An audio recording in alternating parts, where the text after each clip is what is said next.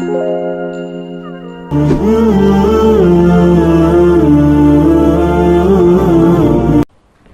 پاک علیہ الصلوۃ والسلام کی تبلیغ کے 3 دور ہیں۔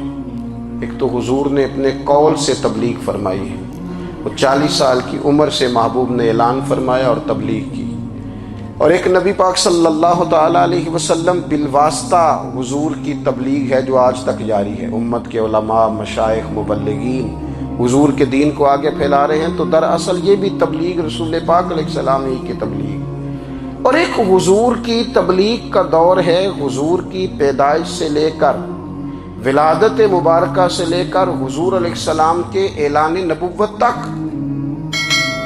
اس دوران نبی پاک نے جو تبلیغ فرمائی ہے وہ اپنے کردار سے فرمائی ہے۔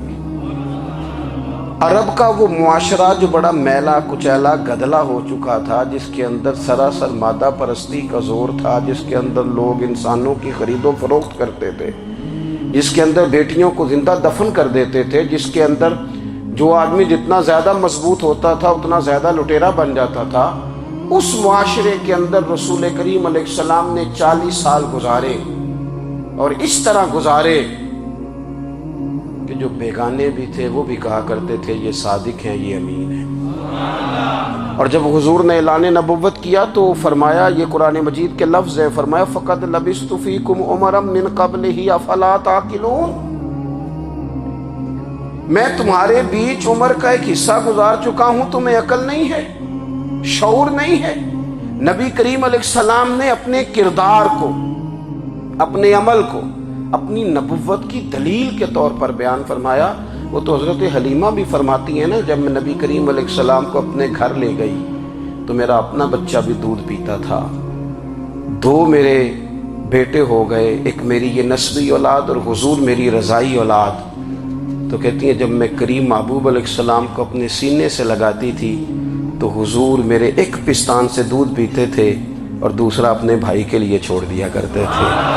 یہاں سے رسول کریم علیہ الصلوۃ والسلام نے کردار کے ذریعے تبلیغ، اور پھر اعلان نبوت سے پہلے ایک تنظیم عرب کے جوانوں پر، عرب کے سرداروں پر مشتمل بنائی گئی، جس میں نبی کریم علیہ الصلوۃ والسلام نے بڑا حصہ لیا سرکار نے، اور بڑے اہم لوگوں کو شعور حضور نے عطا فرمائے۔ وہ اس جماعت کا فیصلہ تھا کہ ہم سارے جوان، سارے بڑے لوگ ملیں گے، یہ حضور کے اعلان نبوت سے پہلے کی بات ہے، ہم بڑے لوگ ملیں گے، کسی بڑے کو کسی چھوٹے پر ظلم نہیں کرنے دیں گے، کسی آدمی کو کسی غریب کا حق نہیں کھانے دیں گے۔ حضور علیہ السلام نے نا اپنے کردار سے، اپنے عمل سے، اور آپ کا جو عمل ہوتا ہے نا وہ اصل ہوتا ہے۔ ایک ہوتا ہے آپ کوئی بات کرتے ہیں اور ایک ہوتا ہے کہ آپ کوئی عمل کرتے ہیں۔ آپ جب عمل کرتے ہیں تو عمل کے ذریعے بھی لوگوں تک بات پہنچتی ہے کہ دراصل آپ کا اٹھنا بیٹھنا چلنا پھرنا کیا ہے۔ میرے رسول کریم علیہ الصلوۃ والسلام کا اٹھنا بھی ایک نبی کا، بیٹھنا بھی ایک نبی کا، بات کرنا بھی ایک نبی کا، معاملات زندگی کرنا بھی ایک نبی کا، لین دین کرنا بھی ایک نبی کا۔ ایک شخص کہتے ہیں میں نے اعلان نبوت سے پہلے حضور علیہ السلام سے کوئی چیز خریدی تھی، اور میں نے عرض کیا تھا آپ یہاں تشریف رکھیں، میں پیسے لے کے آتا ہوں۔ میں 3 دن کے بعد آیا۔ دیکھو یہ بات کرنی کتنی آسان ہے، بولنی کتنی آسان ہے، پر 3 دن یہاں میرے بھائی کو کسی شخص کو 2 گھنٹے انتظار کرنا پڑ جائے تو لوگ کہتے ہیں الانتظار اشد من القتل، یہ تو قتل سے زیادہ تکلیف والا معاملہ ہے منتظر رہنا کسی کا۔ کہتے 3 دن کے بعد میں آیا تو میرے رسول کریم وہیں تشریف فرمایا، بس اتنا فرمایا یار تم نے مجھے بڑی تکلیف میں ڈال دیا، 3 دن ہو گئے یہاں رکے ہوئے۔ تو حضور نے اپنے کردار کو، اپنے عمل کو، اپنے معاملات کو سب سے پہلے اپنی نبوت کی دلیل کے طور پر پیش کیا۔ کسی نے کیا خوب کہا تھا کہ جو تیری جان کے دشمن ہیں وہ بھی کہتے ہیں، وہ جو تیری جان کے دشمن ہیں، بظاہر تو آئے ہیں نا ہجرت کی رات جان لینے، لیکن امانتیں حضور کے گھر میں رکھی ہوئی ہیں، امانتیں کاشانہ نور پہ پڑی ہیں۔ وہ جو تیری جان کے دشمن ہیں وہ بھی کہتے ہیں کہ امین تو ہے اور صداقت کی آبرو تو ہے، امین بھی تو ہے، صداقت کی آبرو تو ہے۔ تو پہلے کردار، پھر دوسری بات، اللہ تعالیٰ نے اپنے محبوب علیہ الصلوۃ والسلام کو اپنا مطلق نائب بنا کر، اپنا محبوب اعظم بنا کر، ویسے ہی سارے انسانوں کے بارے میں کہا وَإِذْ قَالَ رَبُّكَ لِلْمَلَائِكَةِ إِنِّي جَاعِلٌ فِي الْأَرْضِ خَلِيفَةً، میں زمین میں اپنا نائب بنانے والا ہوں۔ لیکن حضور علیہ السلام تو محبوب ہے نا، حضور کی نیابت تو محبوبیت کے درجے پر فائز ہے، تو رسول پاک کو رب کریم نے اس طرح کا بنا کے بھیجا کہ حضرت عبداللہ ابن رواحہ رضی اللہ تعالیٰ عنہ بیان فرماتے ہیں کہ اگر حضور کوئی معجزہ نہ بھی دکھاتے، نبی کریم علیہ السلام سے کوئی اعجاز لوگ نہ بھی دیکھتے، تو محبوب کا تو چہرہ ہی اس طرح کا تھا، لوگوں نے دیکھتے جانا تھا اور کلمہ پڑھتے جانا تھا۔ لیکن باوجود اس کے میرے رسول پاک کا اعجاز یہ ہے، کمال یہ ہے کہ حضور کبھی اشارہ کر دیں تو چاند 2 ٹکڑے ہو جائے، کبھی دعا مانگ دیں تو ڈوبا ہوا سورج واپس آ جائے، کبھی محبوب گزرنے لگے تو پتھر آپ پر سلام پڑے، کبھی حضور پہاڑ پر چڑھ جائیں تو پہاڑ وجد میں آ کر جھومنے لگے، محبوب کا کبھی نماز پڑھاتے ارادہ بن جائے تو اللہ تعالیٰ قبلے کا رخ ہی تبدیل فرما دے۔ کیا خوبصورت سوچ ہے اور کیا نظریہ دیتے ہیں بریلی کے امام، فرماتے ہیں اجابت کا جوڑا عنایت کا صحرا دلہن بن کے نکلی دعائے محمد، اور اجابت نے جھک کر گلے سے لگایا بڑی ناز سے جب دعائے محمد، دیکھو خدا کی رضا چاہتے ہیں دو عالم، خدا چاہتا ہے رضائے محمد صلی اللہ تعالی علیہ وسلم۔ اور ایک مقام پہ فرماتے ہیں نائب دست قدرت پہ لاکھوں سلام، نائب دست قدرت پہ لاکھوں سلام۔ تو اللہ تعالیٰ نے نبی پاک صلی اللہ تعالی وسلم کو جو اعجاز، پھر ایک اور بات، حضور امی ہے، دنیا میں آ کر محبوب نے کسی سے پڑھا ہی نہیں، میرے محبوب نے جتنا پڑھا ہے رب کریم سے ہی پڑھا ہے۔ الرحمن علم القرآن خلق الانسان، رحمان نے قرآن سکھایا پھر انسان بنایا۔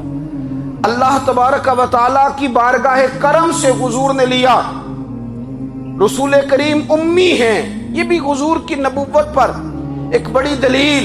دیکھو ایک ہوتا ہے کوئی آدمی بچپن سے کسی چیز سے شغف رکھے اور جب اس کی عمر بڑی ہو جائے تو کہتے ہیں اس کا تجربہ بڑا ہو گیا ہے، یہ پہلے کوئی شعر کہتا تھا، کوئی ادبی جملہ کہتا تھا، تو اب اس کی یہ کام کرتے کرتے عمر بڑی ہو گئی ہے تو رسوخ حاصل ہو گیا۔ 40 سال کی عمر مبارک تک نبی کریم نے ایک شعر بھی نہیں کہا۔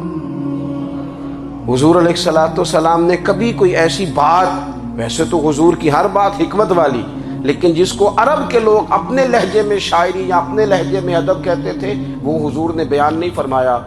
لیکن جب 40 سال کی عمر میں اعلان نبوت کیا تو پھر بڑے بڑے فصیح و بلیغ، بڑے بڑے سیانے طفیل بن عمر کہتے ہیں کہ اس شخص کو بھی میں نے دیکھا جسے بڑا ناز تھا اپنی فصاحت اور بلاغت پر، اور جب وہ حضور کے پاس آیا اور اس نے آ کے کچھ باتیں کی تو محبوب خاموشی سے سنتے رہے، اور جب وہ چپ کر گیا تو میرے کریم نے صرف سورہ فاتحہ پڑھی۔ کبھی اٹھتا تھا، کبھی بیٹھتا تھا، کبھی غور کرتا تھا، کبھی دائیں جاتا تھا، کبھی بائیں جاتا تھا، پھر کہنے لگا بتاؤ نا کلام کس کا ہے؟ فرمایا اس رب کا، اس رب کا، اس رب کا جس کا میں رسول بن کے آیا ہوں۔ نبی کریم صلی اللہ تعالی علیہ وسلم امی ہیں، لیکن حضور نے کائنات کے رازوں سے پردے ہٹا دیے، نبی کریم نے جینے کے سلیقے بتا دیے، حضور نے ہر شخص کو اس کے مقصد حیات سے آگاہ کر دیا، نبی کریم علیہ السلام نے وہ فلسفہ حیات بیان کیا کہ لوگوں کو صرف جینے میں ہی مزہ نہیں آیا، مرنے میں بھی مزہ آنے لگا، لوگ آگے بڑھ بڑھ کے جانیں پیش کرنے لگے، اپنی اولادیں قربان کر، جو فلسفیوں سے کھل نہ سکا اور نکتہ وروں سے حل نہ ہوا، وہ راز ایک طیبہ والے نے بتلا دیا چند اشاروں میں۔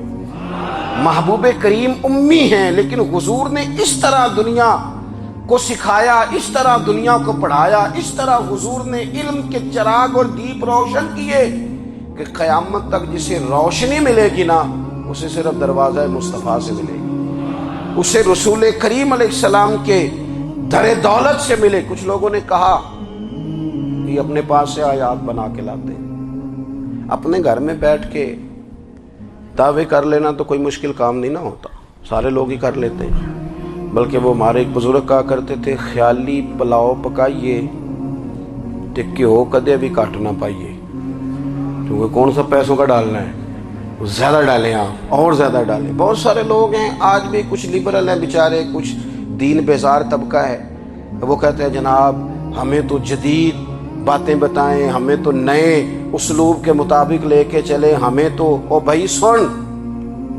میرے نبی پاک علیہ السلام نے فرمایا میرا قرآن کبھی پرانا نہیں ہوگا، اسے پڑھ کے دیکھ، اس کی جدت کا حسن دیکھ، یہ تو کھلا ہوا باغ ہے، تو ایک دفعہ اس کے قریب آئے گا تو خوشبو ملے گی، دوسری دفعہ آئے گا تو اس سے زیادہ تازی ملے گی، ایک دفعہ پھل کھائے گا تو مزیدار ہوگا اور دوسرا کھائے گا ہو سکتا ہے شکل ملتی جلتی ہو لیکن ذائقہ بڑا نرالا ہوگا۔ تو تو صحیح نا، جب کچھ لوگوں نے کہا یہ خود سے بنا کے آیات لاتے ہیں تو فرمایا وَإِن كُنتُمْ فِي رَيْبٍ مِّمَّا نَزَّلْنَا عَلَىٰ عَبْدِنَا فَأْتُوا بِسُورَةٍ مِّن مِّثْلِهِ، اگر تمہیں کوئی شک ہے اس میں جو ہم نے اپنے بندہ خاص میں نازل کیا ہے تو تم بھی اس جیسی ایک آیت بنا کے لاؤ۔ اور چلو چیلنج کھلا ہی دے دیا، فرما وَادْعُوا شُهَدَاءَكُم مِّن دُونِ اللَّهِ، اللہ اور اللہ والوں کو چھوڑ دو، تفسیری ترجمہ عرض کر رہا ہوں، یعنی صحابہ کو چھوڑ دو، حضور کے ماننے والوں کو چھوڑ دو، باقی ساری دنیا کے کافر اکٹھے ہو جاؤ، ایک آیت بس قرآن جیسی لے کے آؤ، ایک آیت لے کے آؤ، ان کنتم صادقین، اگر تم سچے ہو۔ جوانوں سنو، کہا ایک آیت، اور یہ چیلنج آج تک قرآن مجید کا موجود ہے، آج تک وَإِن كُنتُمْ فِي رَيْبٍ مِّمَّا نَزَّلْنَا عَلَىٰ عَبْدِنَا فَأْتُوا بِسُورَةٍ مِّن مِّثْلِهِ، تم قرآن کے مقابلے کی ایک سورت لے کے آؤ اور سارے حمایتی اکٹھے کر لو اپنے، ان کنتم صادقین، اگر تم سچے ہو۔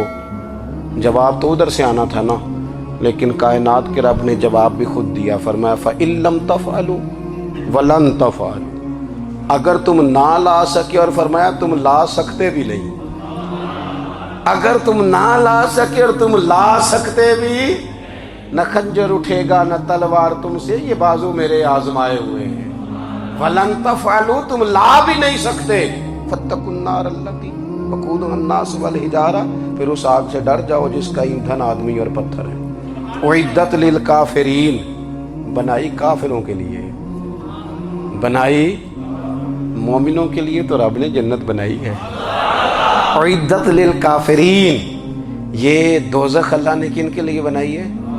اُعِدَّتْ لِلْكَافِرِينَ، کہتا ہے کافر کے لیے بنایا۔ تو اللہ تبارک و تعالیٰ نے میرے رسول پاک صلی اللہ تعالیٰ علیہ وسلم کو وہ کتاب عطا فرمائی، اور پھر حضور کی فصاحت و بلاغت، معرفت، دیکھو ایک ہوتا ہے گھنٹوں باتیں کرنا، ایک ہوتا ہے کئی والیم پر مشتمل، کئی جلدوں پر مشتمل کتب کا لکھنا، اور ایک ہوتا ہے کسی بندے کا ایک بات کرنا اور سامنے والے کی طبیعت کو اتنا جگا دینا کہ اگلی بات فوراً ہی اس کی سمجھ میں آ جائے۔ اور حضور نہ کسی کی انا کو نہیں جگاتے تھے، ہم بعض اوقات کسی سے خطاب کرتے ہیں، بات کرتے ہیں تو سامنے والے کی انا کو جگا دیتے ہیں، ٹھیس پہنچاتے ہیں، وہ کہتا چل پھر تگڑا ہو جا میں بھی آیا۔ حضور انا نہیں جگاتے تھے، میرے نبی پاک ضمیر جگاتے تھے تاکہ وہ شخص فیض حاصل کر سکے، اسے کچھ ملے۔ نبی کریم کا جو انداز تکلم ہے وہ اس طرح کا ہوتا تھا کہ انسان خود بخود کھل اٹھتا تھا کہ مطلب یہ بات ہونے کیا لگی ہے، مطلب حضور کیا فرمانے لگے۔ نبی کریم صلی اللہ تعالیٰ علیہ وسلم ایک دن محبوب کریم نے صحابہ کے پیچھے حضور کی فصاحت و بلاغت دیکھے، فرمایا محبوب نے کتنا نادان ہے وہ شخص جو اپنے ماں باپ کو گالی دے۔ کھلی ہو گئی لوگوں کی آنکھیں، کان کھڑے ہو گئے کہ یا رسول اللہ کون ایسا بدبخت ہے جو ماں باپ کو گالی دے گا۔ اب جب سوالات ذہنی سطح پر پوری طور پر ابھر گئے نا، تو اب رسول کریم نے بات سمجھائی، یہ ہے فصاحت و بلاغت، تیرے آگے ہیں یوں دبے لجے فصحاء عرب کے بڑے بڑے، کوئی جان منہ میں زبان نہیں بلکہ جسم میں جان نہیں۔ یا رسول اللہ کون ایسا نالائق ہے جو ماں باپ کو گالی دے۔ اب جب ذہنی سطح یہاں تک ابھر آئی تو اب حضور نے سمجھایا، فرمایا جب تم کسی کے ماں باپ کو گالی دو گے نا تو وہ بھی تو جواب میں تمہارے ماں باپ کو دے گا نا۔ تو فی نفس ہی یہ تم نے خود ظلم کیا ہے اپنے ماں باپ پر۔ کیوں تم نے ایسا لہجہ اختیار کیا کہ جس سے سامنے والے کی انا جاگ جائے اور وہ تمہارے مقابلے میں آ کر کے کھڑا ہو جائے؟ کیوں تم نے اس طرح کے انداز اختیار کیے کہ جس سے سامنے والا بھی سارے پنجے کھڑے کر کے باہر نکل آئے اور کہے آ جاؤ پھر میں ابھی میدان میں حاضر ہوں؟ رسول کریم کی فصاحت، بلاغت دیکھیں نا، حضور 2-4 جملوں میں ساری بات سمجھا جاتے ہیں۔ ایک حدیث پاک اگر ہماری سمجھ میں آ جائے، ایک روایت، نبی پاک صلی اللہ تعالی علیہ وسلم نے فرمایا خوبصورت مسلمان وہ ہے جو بے مقصد باتوں کو چھوڑ دے۔ لو، اس سے پوری زندگی سجائی جا سکتی ہے، ایک جملے سے پوری زندگی سواری جا سکتی ہے، کوئی لمبی چوڑی باتوں میں جانے کی ضرورت نہیں۔ کہا خوبصورت مسلمان یہ ہے جو بے مقصد باتوں کو چھوڑ دے، لا یعنی باتوں کو، کیا کہتے ہیں ہمارے دیہات کے لوگ، جڑے پنڈ جانا نہیں اودا راہ پوچھنے دی۔ لیکن آج کل لوگ باز آندے یعنی جس بات کا بالکل تعلق نہیں نا وہ بات بھی کرتے جاتے ہیں، جس کا شعبہ ہی نہیں وہ بھی چھلانگ لگا لگا کے اس میں آ جاتا ہے۔ ہم اپنا وقت ضائع کرتے ہیں، اپنی صلاحیتیں ضائع کرتے ہیں، اپنا نقصان کرتے ہیں۔ ہم اپنا کام صحیح کر کے نہیں کرتے اور دوسری ساری دنیا کو ٹھیک کرنا چاہتے ہیں۔ او بھائی، آپ جس جگہ جس شعبے سے تعلق رکھتے ہیں آپ اپنے معاملات میں مضبوطی پیدا کریں۔ حضور نے اپنی فصاحت کے ساتھ، بلاغت کے ساتھ لوگوں کو قائل کیا، اور قرآن مجید کی تاثیر کا یہ اثر میرے کریم رسول نے دکھایا کہ رات کو جب حضور بیٹھ کے قرآن پاک پڑھتے تھے نا، جب یاسین والے نبی خود یاسین کی تلاوت کریں، جب طٰہٰ والے محبوب خود طٰہٰ کی تلاوت کریں، غور کرو نا، جب مدثر والے محبوب خود ان جملوں کو ادا کریں، یعنی جن کے بارے میں آیت آئی ہے، جب وہی یہ آیت پڑھیں کہ انا اعطیناک الکوثر، یعنی جن کا ذکر ہو رہا ہے، جب وہ یہ بات کریں کہ یا ایھا النبی انا ارسلناک شاہدا ومبشرا ونذیرا لتؤمنوا باللہ ورسولہ وتعزروہ وتوقروہ وتسبحوہ بکرۃ واصیلا، جن کے بارے میں آیت آئی ہے، جب وہ یہ کہہ رہے ہوں کہ ورفعنا لک ذکرک، جب وہ کہہ رہے ہوں والضحیٰ واللیل اذا سجا، ذرا اس کیفیت کو دیکھیں جب محبوب خود پڑھ رہے ہوں، اور جو حضور پر آئی ہیں اس کا ذائقہ، اس کا لطف، اس کا انداز بھلا کیا ہوگا۔ حضور جب رات کو پڑھتے تھے نا قرآن پاک، تو جو پکے کافر تھے نا، ابو جہل جیسے لوگ، وہ بھی جھاڑیوں میں چھپ چھپ کے مدینے والے کی تلاوت سنا کرتے تھے، حضور کی تلاوت سنا کرتے تھے۔ یہی بہتر ہے کہ پردوں میں وہ پردہ پوش رہے، وہ اگر پردے ہٹا دے تو کسے ہوش رہے۔ رسول کریم علیہ السلام کی تلاوت کا سننا، قریب جانا، یہ اعجاز ہے۔ حضرت فاروق اعظم کہتے ہیں میں طبیعت کا بڑا ڈاڈا تھا، مزاج کا بڑا سخت تھا، زندگی ہمیشہ ڈٹ کر گزاری، باتوں پر کھڑا رہنا آتا تھا، پر جب میری بہن نے مجھے چند آیتیں سنائی نا تو میں تڑپ ہی گیا۔ گھروں آیا سا مار مقامنے نو، ہن مینو مار دے لے چلو، اوے متے عمر دی عمر برباد ہو جائے جتھے عمر سوار دے لے چلو۔ یہ اعجاز ہے رسول کریم صلی اللہ تعالی علیہ وسلم پر نازل ہونے والی کتاب کا۔ پھر حضور نے خبریں دی، نبی پاک نے خبریں دی، حضور نے فرمایا روم فتح ہوگا، وہ ہوا۔ نبی کریم علیہ السلام نے فرمایا شام فتح ہوگا، تو شام فتح ہوا۔ فرمایا ایران فتح ہوگا، تو ایران فتح ہوا۔ سراقہ بن مالک کہتے ایک گاؤں پر بھی مسلمانوں کی حکومت نہیں تھی، ایک گاؤں پر۔ حضور مکہ مکرمہ سے نکل رہے تھے، مدینہ طیبہ تشریف لے جا رہے تھے، ابھی راستے میں تھے، میں 100 سرخ اونٹوں کے لالچ میں معاذ اللہ حضور کو گرفتار کرنے پہنچ گیا۔ محبوب نے حکم دیا، حضور کا معجزہ میں نے آنکھوں سے دیکھا، میرا گھوڑا زمین میں دھستا چلا گیا، میں نے معافی مانگی، حضور نے معاف کر دیا۔ میں نے سمجھا اچانک ہو گیا ہے، یہ منوانا بھی بڑا مشکل کام ہے۔ شجر و حجر پہچان گئے، انسان کی نظروں میں شاکی رہا۔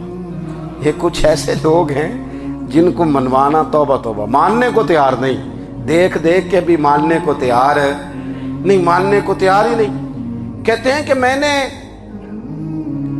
پھر چاہا آگے بڑھنا تو پھر زمین کے اندر میرے گھوڑے کے پیر دھنسنے لگے، پھر معافی مانگی۔ کریم تیرے معاف کرنے کی ادا پہ بھی قربان جائیں۔ یہ نہیں فرمایا کہ تو بار بار یوں ہی کرتا ہے، فرمایا معافی مانگتا ہے، جا میں نے معاف کیا۔ کہتے ہیں 3 دفعہ میں آگے بڑھا، 3 دفعہ حضور نے معاف کیا تو مسکرا کے فرمانے لگے تو یہاں مجھے گرفتار کرنے آیا ہے، وہ کیسر روم کا علاقہ فتح ہوگا۔ وہ کنگن جو پہنتا ہے نا ہاتھوں میں، بادشاہ کے کنگن معروف ہیں، وہ تیرے ہاتھوں میں آئیں گے۔ اللہ کرے آپ سمجھیں، یہ جو لوگ ڈری ڈری سہمی اور ہمارے بچے مایوسی کی معاذ اللہ باتیں کرتے ہیں، وہ دیکھیں حضور کس طرح کی گفتگو فرماتے ہیں۔ ابھی ایک گاؤں پر بھی اسلام کی حکومت نہیں، لیکن حضور کا خبر دینے کا انداز۔ کریم فرمانے لگے وہ کیسر روم کے جو کنگن ہوں گے وہ تیرے ہاتھوں میں آئیں گے۔ جناب سراقہ بن مالک فرماتے ہیں کہ میں مسلمان ہو گیا، حضور کا وصال ہو گیا، کنگن نہیں آئے۔ حضرت ابوبکر صدیق کا وصال ظاہری ہو گیا، کنگن نہیں آئے۔ جناب عمر کا دور آ گیا، سراقہ بوڑھے ہو گئے۔ کوئی بندہ پوچھتا نا کہ اب تو عمر ڈھل گئی ہے، زندگی کا پتہ نہیں، کہنے لگے نہیں میں نہیں جاتا، جب تک کنگن نہیں آتے اسرائیل کوئی نہیں آئیں گے، کیونکہ ساڈے نبی دی زبان ساڈے واسطے قرآن۔ جو دن کو کہہ دیا دن ہے تو دن نکل آیا، جو شب کو کہہ دیا شب ہے تو رات ہو کے رہی، اور خدا نے ان کی زبان کو وہ اختیار دیا، جو نکلی منہ سے ان کے وہ بات ہو کے رہی۔ اور فاضل بریلوی کا تو انداز ہی پھر انوکھا ہے نا، وہ تو کہتے ہیں وہ زبان جس کو سب کن کی کنجی کہے، جس کو سب کن کی کنجی کہیں، اس کی نافذ حکومت پہ لاکھوں سلام۔ کہنے لگے نہیں آتے حضرت اسرائیل، فکر نہ کرو، بوڑھے ہو گئے تھے، نکلنا گھر سے بند کر دیا تھا۔ حضرت عمر کا دور تھا، کنگن آ گئے۔ حضرت فاروق اعظم نے ان کے پوتوں سے، نواسوں سے، بچوں سے کہا جاؤ بلا کے لاؤ، کہا دادا جان بوڑھے ہیں، فرمایا تم کان میں کہہ دینا کنگن آ گئے، پھر تم دیکھنا تو صحیح۔ پھر حضرت سراقہ آئے، حضور نے جو خبریں دیں، نبی پاک علیہ الصلوۃ والسلام نے جو گزشتہ قوموں کے احوال بیان کیے، اور پھر میرے نبی پاک علیہ الصلوۃ والسلام نا دنیا میں عزتیں دینے آئے۔ عزتیں، یہ مزاج ہمیں کم کرنا چاہیے۔ یہ جو ہم ساری زندگی اس کام میں لگا دیتے نا، کسی کو نیچا کیسے دکھانا ہے، یہ انداز حضور نے نہیں ہمیں دیا۔ اب دیکھو حضور تشریف لائے تو ہمیں پتہ چلا کہ حضرت یوسف جیسا سونا کوئی نہیں۔ حضور تشریف لائے تو ہمیں پتہ چلا کہ حضرت داؤد جیسی خوبصورت آواز کسی کی نہیں۔ حضور تشریف لائے تو ہمیں پتہ چلا کہ جناب عیسیٰ علیہ السلام کا فقر اختیاری کس طرح کا تھا۔ محبوب تشریف لائے تو ہمیں پتہ چلا کہ حضرت موسیٰ کا جلال کس طرح کا تھا۔ یہ تو حضور آئے تو نبی پاک علیہ السلام نے اس کی بھی عظمت بیان کی، اس کی بھی شان بیان کی۔ حضور نے بتایا کہ ابوبکر صدیق کی شان کیا ہے، فاروق اعظم کا مرتبہ کیا ہے، عثمان غنی کی حیا کیا ہے، مولا علی کی شجاعت کیا ہے، اہل بیت نبوت کی عظمت کیا ہے۔ حضور آئے عزتیں دینے، ماں کو عزت دی مدینے والے رسول، کہا جس کا باپ راضی ہو گیا اس کا رب راضی ہو گیا۔ فرمایا جو 2 بیٹیاں، 3 بیٹیاں، 4 بیٹی بہنیں یا 1 بیٹی یا بہن بیاہ کے آ گیا نا، جس طرح میری 2 انگلیاں جڑی ہوئی ہیں میرے ساتھ جڑ کے جنت میں جائے گا۔ رسول کریم صلی اللہ تعالی وسلم نے عزت دی، عزت دی۔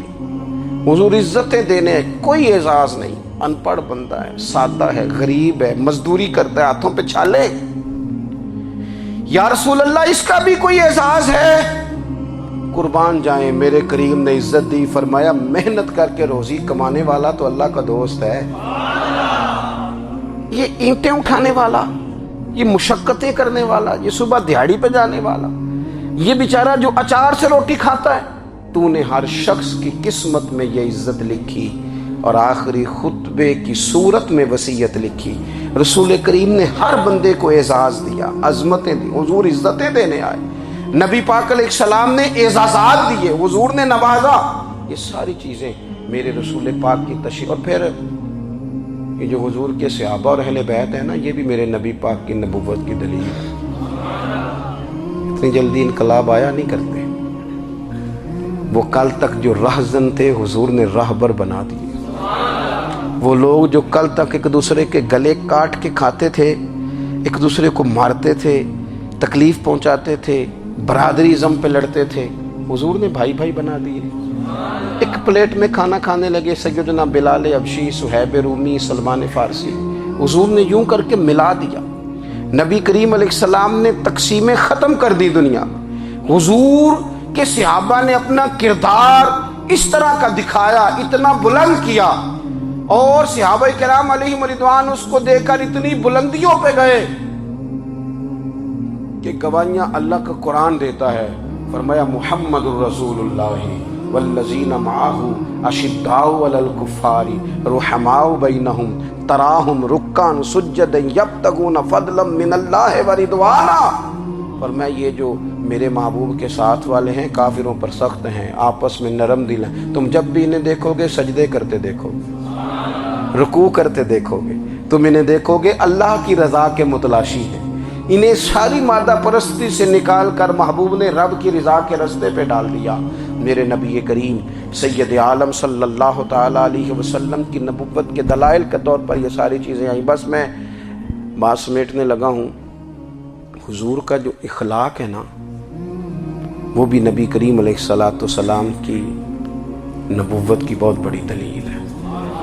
وَإِنَّكَ لَعَلَىٰ خُلُقٍ عَظِيمٍ۔ محبوب ہم نے آپ کو نا خلق عظیم کا مالک بنایا ہے۔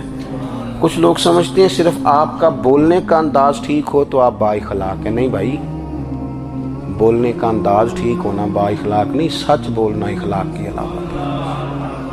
آپ کا حق بات کرنا اخلاق ہے، آپ کا صحیح گواہی دینا اخلاق ہے، آپ کا اللہ تعالیٰ کی طرف سے آزمائش آنے پر صبر کا مظاہرہ کرنا اونچا اخلاق ہے۔ رب نعمت دے تو آپ کا وجود ڈھلتا جائے شکر میں، یہ اخلاق ہے۔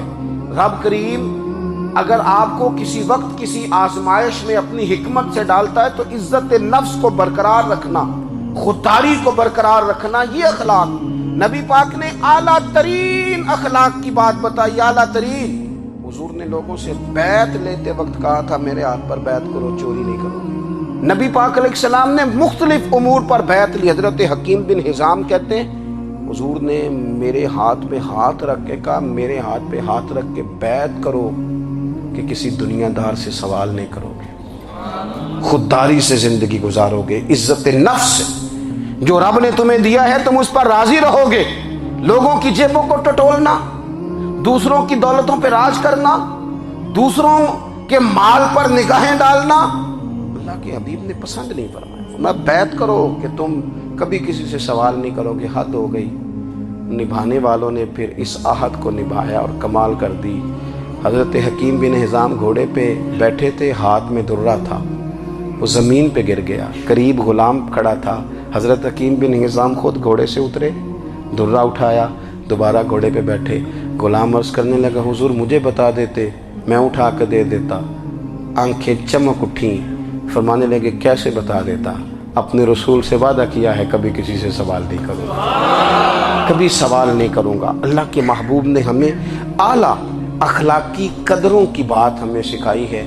ہم دیکھتے ہیں کہ بڑی جلدی 2 4 5 لوگوں کے غصہ دلانے پر ہم ساری اخلاقی حدوں کو کراس کر جاتے ہیں۔ دوستو ہمارا ایک ویژن ہونا چاہیے، ہمارے ذاتی رویے بڑے معتبر ہونے چاہیے، لین دین کے معاملات کے اندر مسلمانوں کو بڑا صاف ستھرا ہونا چاہیے۔ ہمیں اپنی معاشی زندگی میں روزمرہ کے معاملات میں ہماری توجہات کا مرکز صرف اللہ رسول کی ذات ہونی چاہیے۔ رب کریم نے اپنی حکمت سے کسی کو کتنا دیا ہے یہ اس کی حکمت کے تقاضے ہیں۔ ہمیں اس نے جس رنگ میں جس حال میں رکھا ہے ہمیں اپنے رب کی رضا پر بہت زیادہ مطمئن ہونا چاہیے۔ اچھا پھر ایک اور بات، جن چیزوں کو ہم نے دکھ بنایا ہے نا یہ تو وہاں دکھ تھا ہی نہیں۔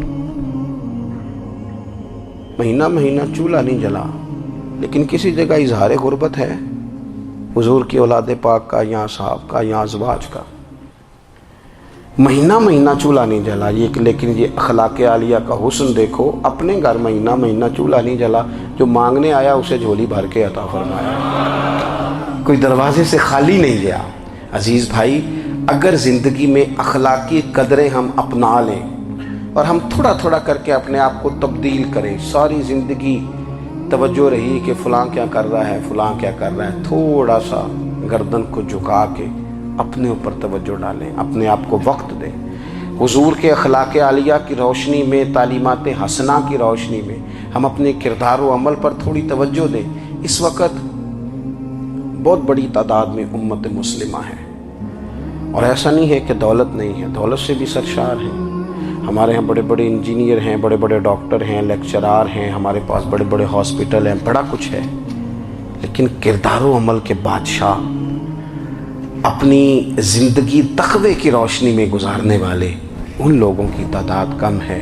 اگر کوئی آج بھی سارے کام نیک کرے لیکن جائیداد میں سے بیٹی کا حق رکھ جائے تو پھر اس نے کیا میلاد منایا؟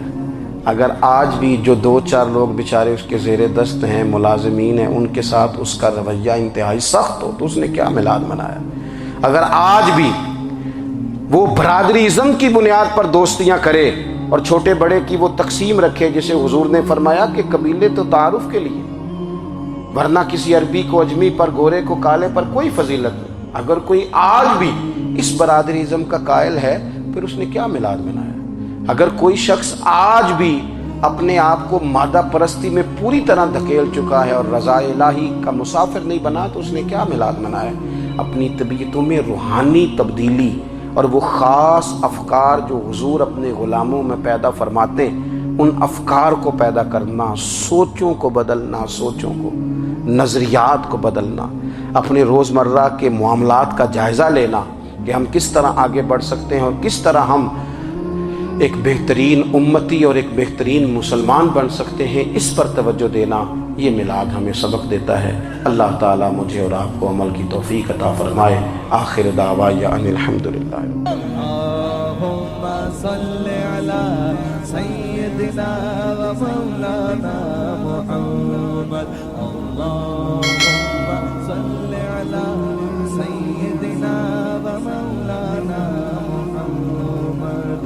اللہ کے شیر ہے در کرار پر درود، اللہ کے شیر ہے در کرار پر درود، اللہ کے شیر ہے در کرار پر درود، حضرت حسن حسین کے کردار پر درود، اللہم صلی علی سیدنا و مولانا محمد وعلی سیدنا علی و سیدتنا فاطمہ و سیدتنا زینب و سیدنا حسن و سیدنا حسین وعلی آلہ و صحبہ و بارک وسلم۔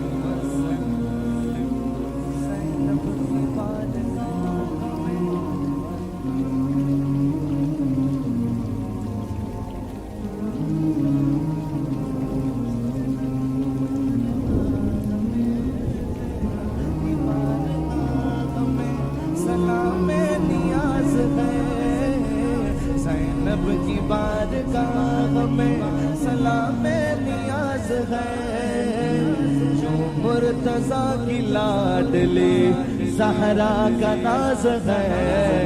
اللہم صلی علی سیدنا و مولانا محمد وعلی سیدنا علی و سیدتنا فاطمہ و سیدتنا زینب و سیدنا حسن و سیدنا حسین۔